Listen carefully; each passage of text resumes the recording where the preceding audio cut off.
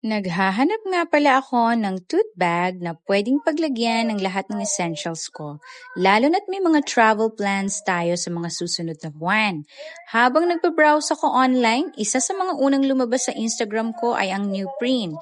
Madalas ko rin itong makita sa Facebook Reels, kaya na-curious akong tignan ang mga products nila. Ang napili ko nga pala ay ang Sophia Tote Bag o mas kilala bilang the Looks Worth Bag. Nagustuhan ko agad ito dahil medyo malaki ang size niya at simple lang ang design. Sa totoo lang, medyo kahawig din niya ang style ng mga Longchamp bags na naging trending din noon. Bukod sa design, nagustuhan ko rin ang kulay nitong bronze o brown. Mahilig kasi talaga ako sa mga neutral colors tulad ng nude, beige, mocha at iba't ibang shades ng brown. Kaya halos ganito rin ang kulay ng karamihan sa mga bags ko. At dumating na nga ang ating bag from New Print. Nabili ko ito sa halagang 1,105 lang mula sa original price nitong 1,700 pesos. Matagal din akong nasa bahay lang kaya ilan sa mga bags ko ay nasira na rin dahil sa matagal na pagkakastock. Ngayon na medyo lalabas-labas na ulit tayo para magtrabaho at maghanap ng kaunting dagdag na income, naisipan kong bumili ng bagong bag. Sabi nga nila, new work, new bag naman tayo.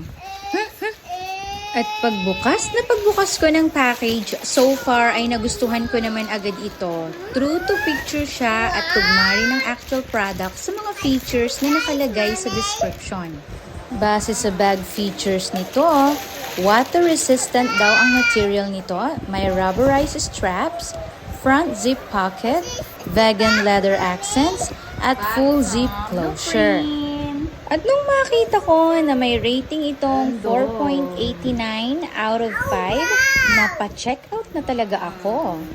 Pagdating naman sa fabric, malambot at magaan itong hawakan. Para naman sa tibay, hindi ko pa masasabi sa ngayon dahil hindi ko pa naman ito nagagamit ng matagal sa labas. No print. Sa ngayon, satisfied naman ako sa naging purchase ko at excited na nga akong magamit ito sa mga susunod kong lakad at mga biyahe pa. Be careful, Mommy! Oh, Mommy! Oh, Dad, Mommy!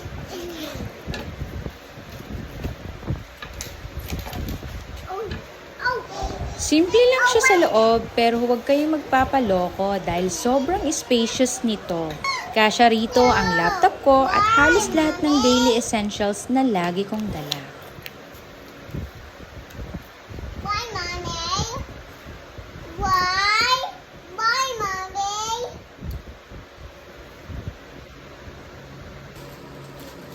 Wow! At para sa mga nagtatanong kung marami bang kasya rito ang laptop ko, wallet, power bank, wipes, notebook at iba pang essentials na kailangan ko para sa work at travel. Ayan, at ilagay na natin ang mga gamit ko dito para makita ninyo na talagang kasya ang mga essentials na madalas kong dalhin araw-araw. Ito yung laptop. Kasya siya dyan. Kasya yung laptop ko. Wallet.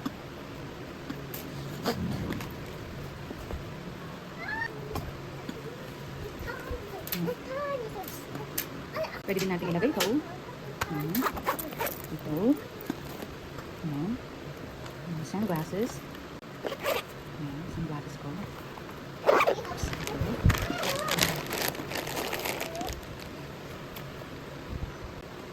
Dito.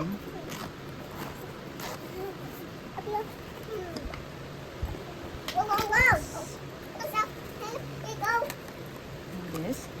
And this. Oh, no. Okay.